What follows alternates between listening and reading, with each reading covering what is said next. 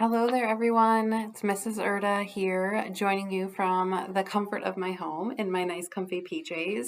And I am here to share with you the next two chapters of our One School, One Book Escape from Mr. Lemoncello's Library. So I am going to be reading chapters 28 and 29. If you would like to follow along and join me, we are starting on page 143. "Now then," said Mr. Lemoncello, "are you ready to play Risking Everything for 5 little library cards?" Kyle swallowed hard. Then he nodded. "All right, you maniac McGees. Here is your picture puzzle. The category is famous quotes. You have 60 seconds to solve this rebus." "Wait a second," said Akemi. "What's a rebus?"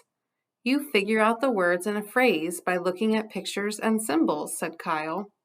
"For instance," added Miguel, "the letters R and E plus a picture of a school bus would equal rebus." "Oh, okay," said Akemi. "If you guys say so." "Are you ready to play?" asked Mr. Lemoncello. Kyle looked at his teammates, who nodded. "Yes, sir." "Then on your mark, get set, go dog, go." Mr. Lemoncello's image disappeared. Tick-tock clock music started playing. The video screens all projected the same picture. And that is quite the interesting rebus there that they have to solve. "We're officially dead," said Akemi. 55 seconds, said Mr. Lemoncello. "Okay, we break it up 4 ways," said Kyle. "The first and third rows are similar. I'll do them." "I'll do the last one," said Akemi. "I'll take the second row," said Miguel. "I'm 4, said Sierra. 50 seconds, said Mr. Lemoncello. Everyone went to work. "Mine is some guy hitting himself in the thumb, but with a gr and an o," muttered Akemi. "Then the male symbol where the LE equals RX. Marks? Does that make sense?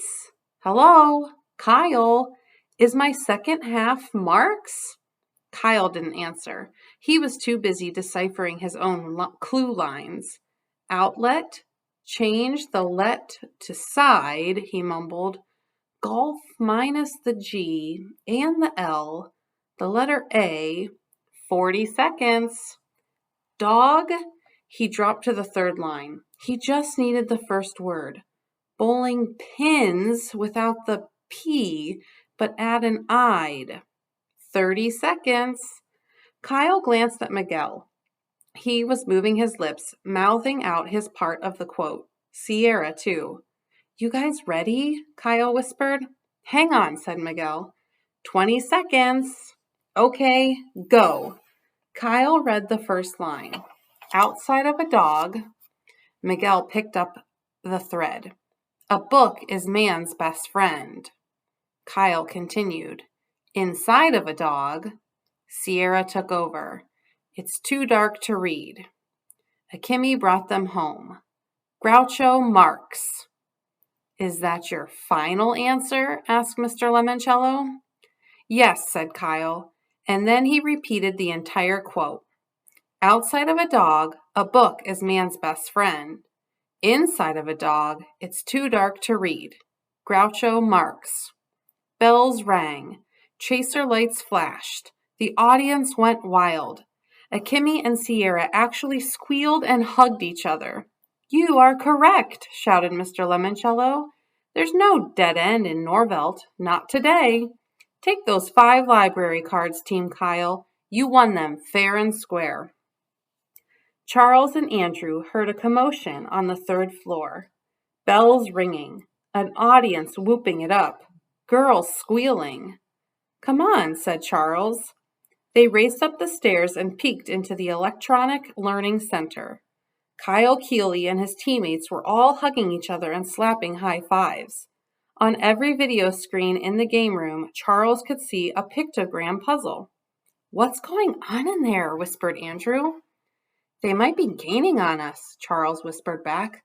"We need to pick up our pace. Quick, Where would I find a book called Hoosier Hospitality, written by Eve Healy Aresti? The 900s room? Let's go.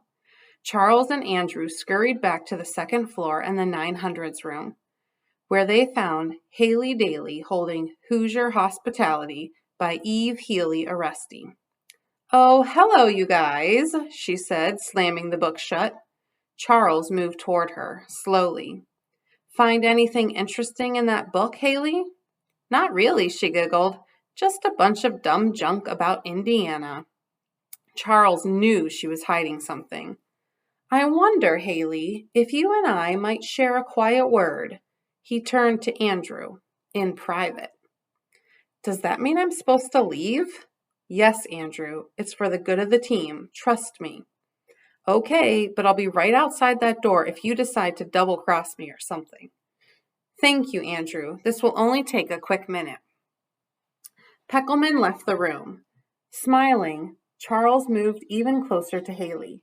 So close he could smell her bubblegum, or shampoo, maybe both.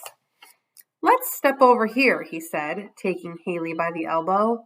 I found another fascinating book that I think you'll just love. He guided her to a spot behind a bookcase where their conversation couldn't be observed by the security camera blinking up in the ceiling. Haley went with Charles. If he had been looking for the same book she'd just found, that meant he was playing the library escape game along a similar path. Charles Chiltington might have clues Haley could use, clues she needed.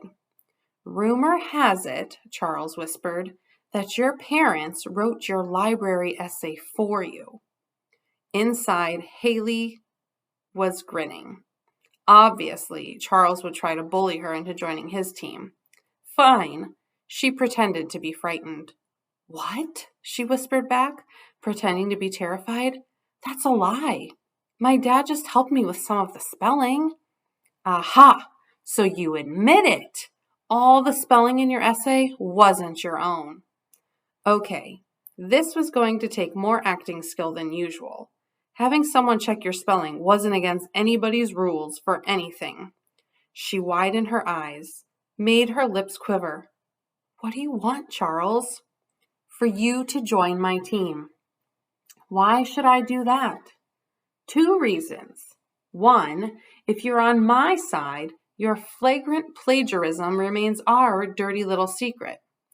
2, I know what to do with that silhouette card you just found in the Hoosier Hospitality book. You do? Oh, yes. If we share our clues, the pictures will create a phrase telling us how to find the alternate exit. Haley smiled. For real. This was working out perfectly. She'd get all their clues, and even if they all won together, Mr. Lemoncello would definitely make her the real star of his TV commercials. She had zazz. Charles and Andrew did not.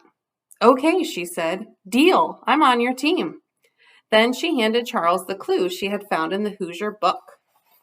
There's the clue. Of course, said Charles. After all, Indiana is the Hoosier state. Chapter 29, page 150. Oh, man, said Kyle, leading his team around the balcony back to the young adult room. 9 library cards. This is fantastic. They gathered around a table. Okay, guys, time for everybody to put their cards on the table. Literally. The teammates set down their cards. Kyle spread out the 5 from the discard bowl. Akini pulled out a pad and wrote all the information on one master list. Books, authors on the backs of library cards. Number 1, Miguel Fernandez. Incident at Hawks Hill by Alan W. Eckert. No David by David Shannon. Number 2, Akimi Hughes. 1 Fish, 2 Fish, Red Fish, Blue Fish by Dr. Seuss.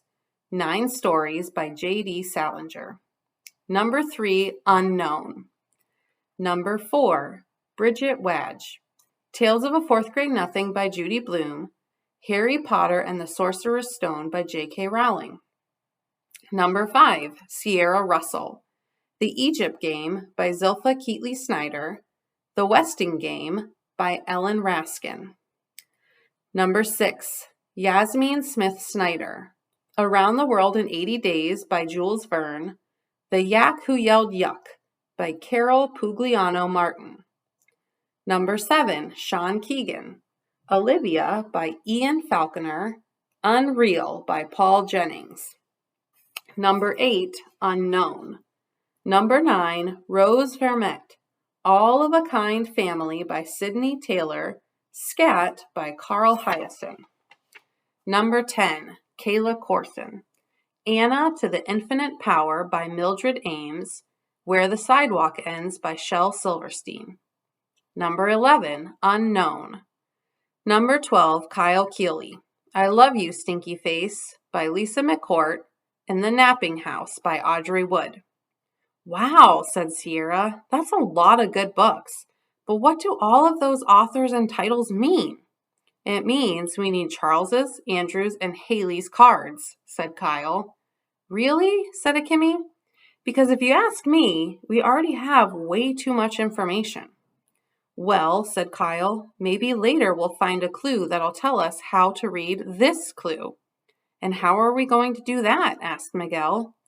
Have you ever played this? Kyle pointed to the Bibliomania box. Nope, always wanted to. We were just about to get up a game. Does this have anything to do with finding our way out of the library? We sure hope so, said Akemi. Awesome. By the way, Kyle said to Miguel, what did you find in the art and artifacts room? Yeah, said Akemi. All those papers you kept trying to hide from us? Miguel grinned. The original blueprints for the Gold Leaf Bank building. Clever, said Kyle. That way you could look for old exits that might still exist behind new walls. Exactly. Find any extra exits? Asked Akemi. Nope, no hidden windows either. Yeah, what's up with that? How come they built this place with so few windows? To discourage bank robbers, I guess, said Kyle. Yep, said Miguel. The only way in was through the front door. The fire exits could only be opened from the inside, like at a movie theater. The vault itself was all the way down in the basement. Mr. Lemoncello kept all that security, said Kyle, and added his own. So it would seem... Well, hopefully Bibliomania will lead us to some kind of alternate exit. And fast, said Akemi. Don't forget, we're not the only ones playing this game. One of those other guys is probably halfway out the door already. Okay, said Kyle. Gameplay is pretty simple. You spin the spinner and advance your piece the number of spaces the needle points to. You move around the library and go into each of the 10 Dewey Decimal rooms, where you can pick up a book by answering a clue card. If you guess wrong, you get a new clue card in the same room on your next turn. The first person to fill the 10 slots in their bookshelf and spin their way out of the library wins. It's sort of like Trivial Pursuit, said Sierra, and the questions aren't all that hard because they're mostly multiple choice. Let's hear one, said Miguel eagerly. The cards were separated into 10 multicolored mini stacks, one for each room. Kyle grabbed a green card. Okay, this is for the 800s room. Literature. Deathly ill and pursued by the ring wraiths, Frodo Baggins was carried safely across the River Brunnen on the gleaming white elf horse of Glorfindel named A. Asphodel, B. Asphiloth, C. Almerian, D. Anglical. Akemi shook her head like she was having a brain freeze. What? I think the answer might be A, said Miguel. They're all A's, said Kyle. Asphodel, Asphiloth, it's B, Asphiloth, said Sierra. It's from J.R.R. Tolkien's Lord of the Rings. Kyle flipped the card over and read the answer.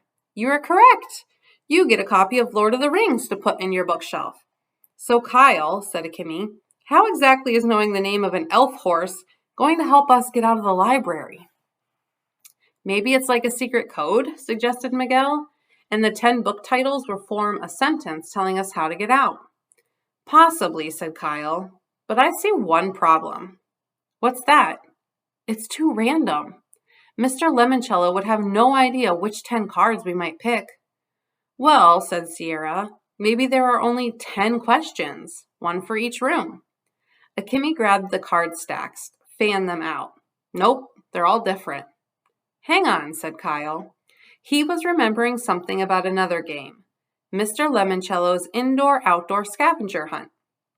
How his mother had been able to write to the company and request a fresh set of cards.